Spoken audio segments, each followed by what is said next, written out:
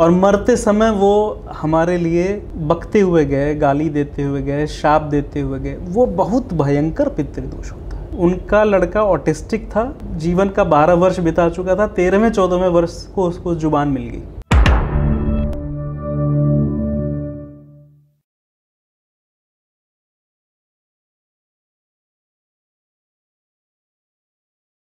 आपने जिक्र किया पितृदोष का, तो ये दोष क्या होता है, कैसे लगता है और इसका क्या उपाय होता है जो जीवन में आगे जाकर भी अगर कभी ऐसी चीज़, और इनका जो आप एक चर्चा कर रहे थे कि कैसे पता कर सकते हैं कि पितृदोष लगा है। ये दो चीज़ें समझने की आवश्यकता है।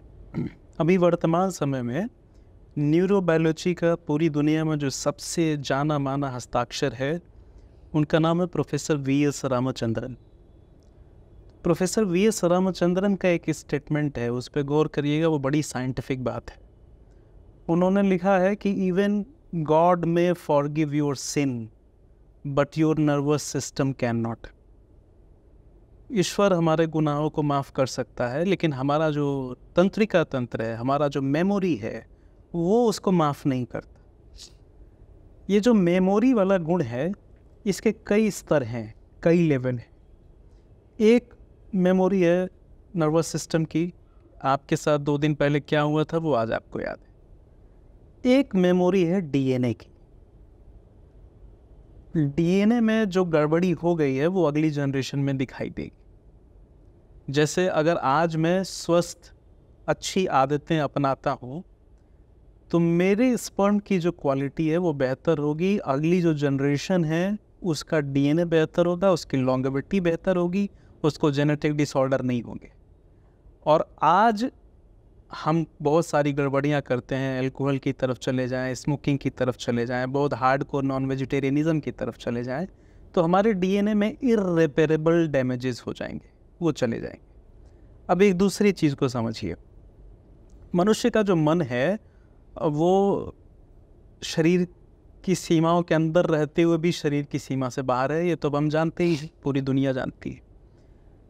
2 भाव ऐसे हैं जिनको भूलाया नहीं जा सकता। एक भाव है प्रतिशोध का भाव।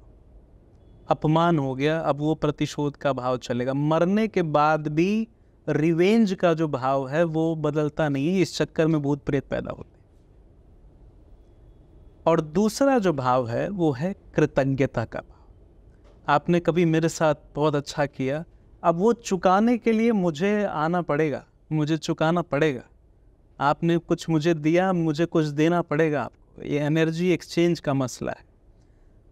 अब पितृदोष क्या है? जैसे हमारे पूर्वजों का नाम हम अपने नाम के साथ जोड़ के चल रहे हैं। हमारे पूर्वजों ने पराशर लिखा, उपाध्याय लिखा, तो वो आस्पद, वो सरनेम हमारे साथ जुड़ गए। पूर्वजों की जमीन हमें मिली, पूर्वजों की कमाई, इज्जत, शोहरत हमें मिली। ठीक वैसे ही उनकी की हुई बड़ी गड़बड़ियां, उसका भी एक हिस्सा हमें भोगना पड़ता है।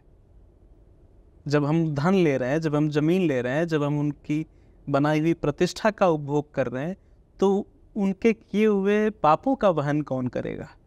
उसका भी एक हिस्सा हमें भोगना है, हमें करना है। और ये घर के मोस्ट एलिजिबल सन को करना है। कारण क्या है? पितरों का संबंध वाई क्रोमोसोम से है, ठीक जैसे गोत्र का संबंध वाई क्रोमोसोम से होता है, एक्स क्रोमोसोम से लेना देना नहीं। यही कारण है कि स्त्रियों को एक अद्भुत प्रिविलेज है कि विवाह के बाद उनका गोत्र बदल गया, अब उनके पूर्वजों के किए हुए कर्म उनको नहीं भोगने। लेकिन पुरुष को उसके पूर्वजों के किए हुए शुभ अशुभ कर्मों का फल भोगना पड़ता है। संक्षिप्त में ये पितृदोष। एक दूसरे तरह का भी पितृदोष का निर्माण होता है। बाबा जी घर में बूढ़े पड़े हुए हैं, उनको सेवा शुश्रूषा की आवश्यकता है, और हम उनके एक्सपेक्टेशंस को डिलीवर नहीं कर पा रहे, और मरते समय वो हमारे लिए बकते हुए गए, गाली देते हुए गए, शाप देते हुए गए। वो बहुत भयंकर पितृदोष होता है। उससे बड़ा पितृदोष न कुंडली में होगा, न डीएनए में होगा। ऐसे बहुत तेरे केस देखे हैं। एक बहुत बड़े आदमी ने, मैं नाम नहीं लूँगा, हिंदुस्तान में पूरी बच्चा उनको जानता है। उनका कहना था कि उनकी माँ जब मरी तो मरते हुए वो श्राप देते हुए मरी, और आज वो श्राप उनको भोगना पड़ रहा है। उससे उससे किसी भी तरह से आपको बचाव नहीं है। ये एक बहुत अलग तरह का पितृदोष है। अब सवाल ये है कि अगर किसी तरह से हमें पता चल जाए कि पितृदोष है तो उसका निवारण कैसे किया जाए। सबसे पहले तो आपकी जो कुल परंपरा थी उसको पुनर्जीवित किया जाए। आपके कुल के जो कुल गुरु, कुल पुरोहित थे, उनको ढूंढ करके उनसे पता किया जाए कि हमारे पूर्वज क्या करते थे जब हम नहीं कर रहे हैं। आपको एक छोटा सा उदाहरण दूं।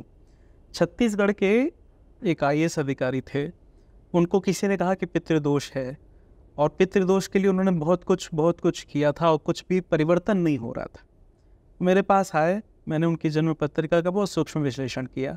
मैंने उनको कहा कि जो नवरात्रि आती है, सप्तमी अष्टमी की संधि में आप बलि कीजिएगा। आपके परिवार में बलि होती थी। बोले नहीं, हम तो शाकाहारी लोग हैं। हमने कहा आप अपने गांव में जो बुढ़े हो गए हैं उनसे पता कीजिए। वो अपने मूल गांव लौट के गए, और 1 महीने बाद उन्होंने मुझे फ़ोन किया कि डॉक्टर साहब आप सही कह रहे थे, हमारे घर में नवरात्रि में सप्तमी अष्टमी में बलि का विधान था, होता था। हमने कहा आप दोबारा शुरू करिए और आपको परिणाम मिलेगा।